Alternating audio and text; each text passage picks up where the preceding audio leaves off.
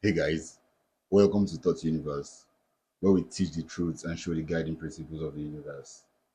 I am Promise, and today we'll be talking about the religion of love. What is love? People tend to confuse emotional attachments, people pleasing, overgiving, self abandonment, and the other vices as love. They see toxic emotional spiraling and chaos as love and intense chemistry. But what is love? So I'll be reading from my book, Spirit Lead, on what love is. Love is the most powerful and elevated state of energy and consciousness. It is the highest frequency which can be felt and manifested through positive and negative emotions and actions. Love is the harmonic bridge through which everything converges. It is everything, and everything is a form of love. It is the way you treat others and the way you let others treat you. Yeah, I'll stop there for now. Love is the major driver of all relationships, animate and inanimate.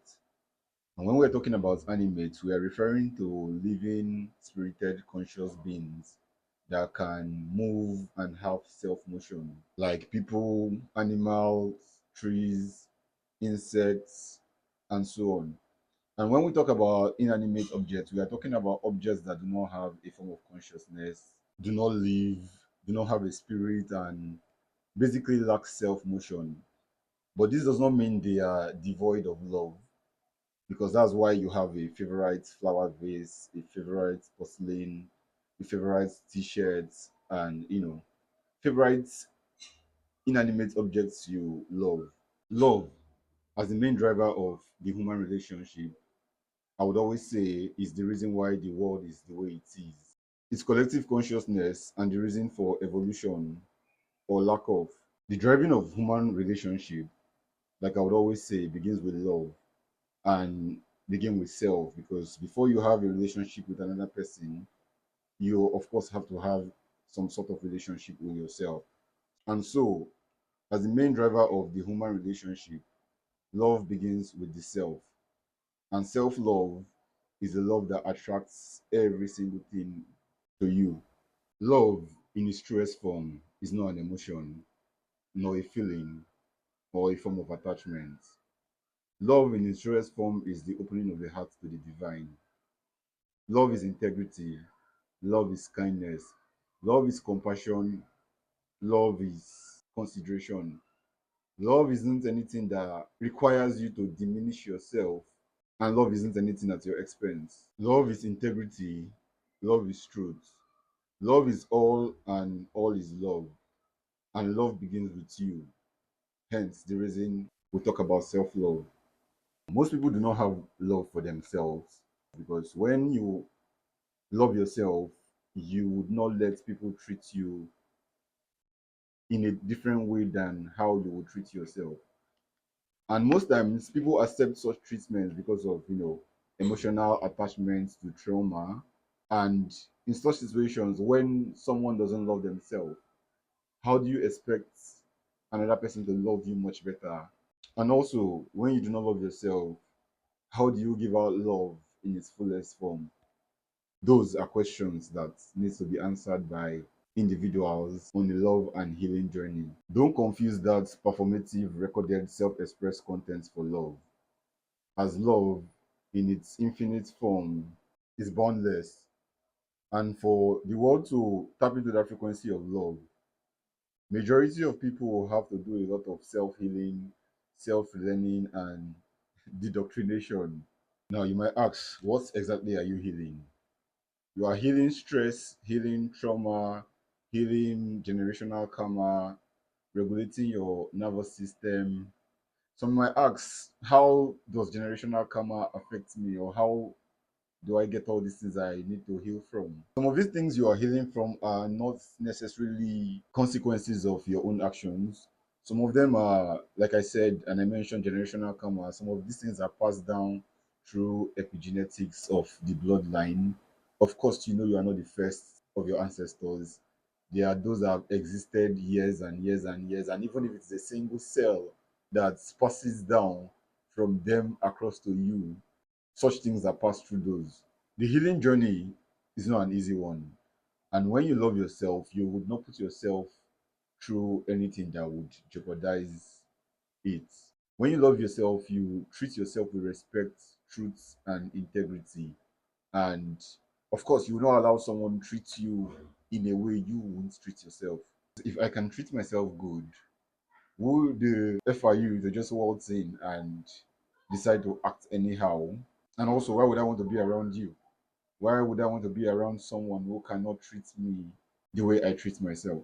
So when you love yourself, you do not put yourself in certain situations. A lot of people spend the last February 14th, which is societally seen as Valentine's Day, with toxic, narcissists, cheaters, chronic liars, ego personified partners, and manipulators, patching up, holding on to, and trying to save already still ended relationships. Attracted and attached to the chaos, to clinging, consideration, and understanding those who would not do the same for them, or those who breadcrumb them in relationships, be it platonic, romantic, or familial.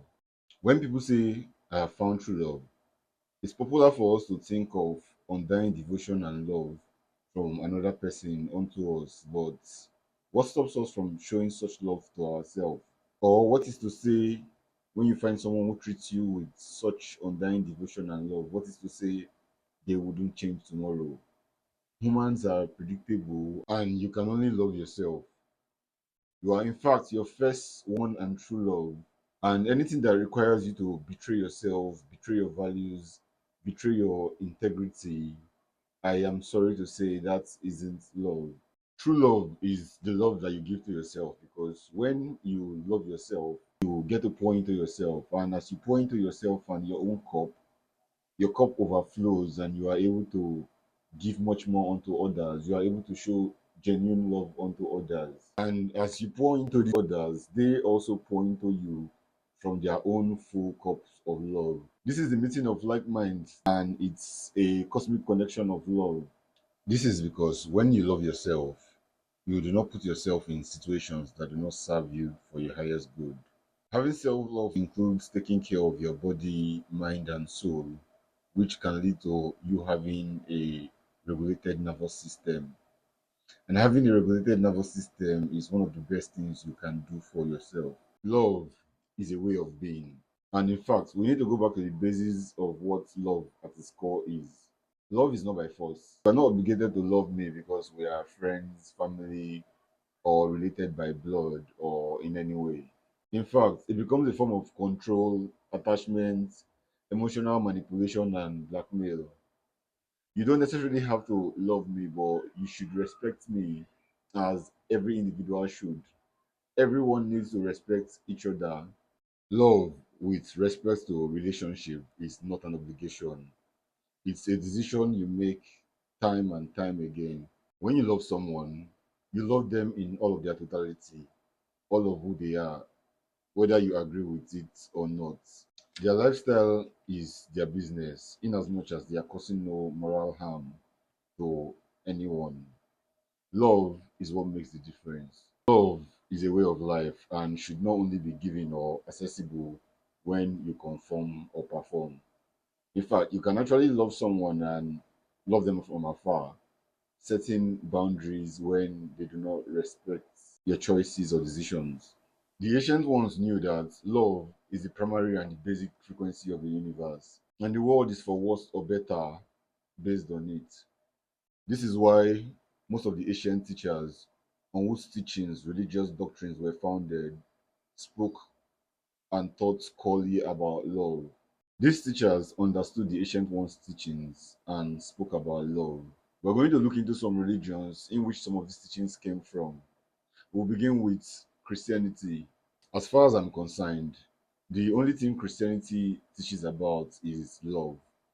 Love at its core and true nature. Jesus is said to have come about to cancel the laws of the old. And if you look at it deeply, Jesus only gave two laws, commandments, which are seen as the greatest commandments: love the Lord your God and love your neighbor as you love yourself. that is focusing on love as the major commandment of which Christians should follow. Jesus' commandments were centered on love, love for God, love for yourself, love for your neighbor. And Christianity, as it is these days, we can't even say they love each other. There are various factions, denominations, mine is better than yours, and even subtle competition between them, which is not meant to be. Love is the way, and love should lead. In India, Gautama Siddhartha, famously known as the Buddha, who lived about 500 years before Christ's era and began his teaching and enlightenment at the age of 35, also taught about love. His teachings on true love centered on a selfless, non possessive, and boundless state of mind. It focused on metta, the loving kindness, and karuna, compassion for all sentient beings. He also spoke about freedom from ego and suffering, which is caused by attachment, and clearly made a distinction between that and true love. The Baha'i faith was founded by Baha'u'llah, I hope I got that right, in the 19th century in Iran. His teaching revolved around the principle of unity and religious renewal, elimination of prejudice, and universal peace and love as the foundation of civilization. The Baha'u'llah is regarded as a divine messenger who brought about the message of love and unity. The Hindu Bhakti tradition centers on devotion and teaches about divine love, prema, loving surrender to God. Bhakti itself means loving devotion, which shows that love is the path. Across various ancient cultures and spirituality, love, harmony, and balance were placed at the center of life, not as emotions, but as cosmic laws that govern existence. In various continents, these ideas often appeared as unity between man, nature, spirits, and the universe. Ancient Egypt, Kemet, embodied harmony in the principle of Ma'at, truth, order, balance, and justice. To them, love wasn't just romantic, it was about living in the right relationship with all things. To understand this better, in ancient Egypt, there is what we call the Egyptian Book of the Dead. And when you die, your heart is weighed against a feather. This feather is of Maat, the goddess, which represents truth, balance, and order. And while your heart is seen to represent your conscience and your actions when you were alive. So your heart is weighed against the feather, and if your heart is lighter than the feather or balanced, you get to go into paradise. And if your heart is heavier than the feather, you get to be devoured by sin. This, in a way, makes me remember the biblical teachings or teaching of Jesus that said something about if your heart is not as light as that of a child, or if you are not like a child, you cannot enter into the kingdom of God, or you cannot see the kingdom of God. This makes so much sense because as children, we all come into this world with a pure heart, and our hearts remain pure until certain ages as children, and then the world does its thing. The world doing its thing is just basically a child growing up and finding out that the world is not as pure as they had seen, and trying to navigate the world from a much more wilder perspective, which is no longer pure. In what we now call America, native indigenous tribes like the Lakota, Cherokee, and even ancient civilizations like the Andean civilization shared the same perspective of interconnectedness. They believe that love is shown through harmony, and harmony comes from mutual respect, mutual support between people, animal, nature, and spirits. They believe in the interconnectedness of this web. Talk about ancient India with the Hindu and Buddha spirituality. In ancient China, Confucianism, Taoism, and even the Chinese indigenous religion, all seen as the three teachings, emphasized on ancestral worship, harmony with nature, and ethical living. They taught that love is rooted in duty, moral obligations, and hierarchical living. They also believed that the balance between the yin and yang in energy form reflects cosmic love and unity, and that true love, that is the cosmic love, is selfless, effortless, and non possessive. Ancient Hawaiians saw love as a way of being and not an emotion. Their teachings of love were deeply rooted in the concept of aloha, and aloha is not just a greeting. Aloha encompasses compassion, mercy, mutual respect, and unconditional love. So to them, it wasn't just a form of greeting. Their teaching also emphasizes the oneness and interconnectedness of all. Across various African cultures and spirituality, Igbos, Yorubas, Zulus, Xhosas, Dogons, and so much more. The core idea of love was seen as a balance of harmony and responsibility. They saw love as the balance between community, ancestors, and nature. There is the Ubuntu philosophy from ancient South Africa that says, I am because we are. This is talking about communal love, love through communal survival, love through interconnectedness, love through truth, love through responsibility, love through justice, and love through balance. It was practical embodied love, a way of being and living. Across all these cultures, despite distances and differences in the ancient times, even before Jesus' era, they all saw and taught love as a connection, not possession, self, others, nature, and spirit, which works best for life when all aligned in truth. If you enjoyed today's topic, like, share, and subscribe to Thought Universe for more teachings of the universe. I also have here my book, Spirit Lead, a guide to raise your consciousness. It is a book that helped me on my spiritual journey and path of feeling, healing, being, and integrating. And it's a book I know and I believe would also help you on your spiritual journey.